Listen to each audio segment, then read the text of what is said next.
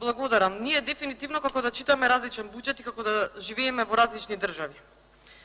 Претходно ми остана едно објаснување, Меѓународниот монетарен фонд што кажува за зголемувањето на минималната плата, дека се зголемува брзо, во споредба со продуктивноста на трудот, така што повисоката минимална плата може да помогне во намалувањето на сиромаштијата кај вработените, но при тоа ќе зголеми сиромаштијата кај невработените.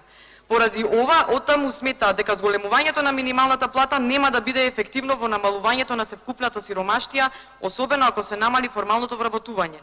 Препорача да се зачува конкурентноста преку усогласување на минималната плата со продуктивноста.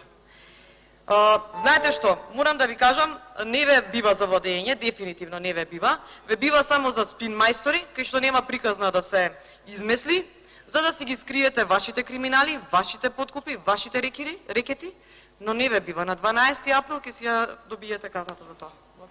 Има збор пратеник од Ацевски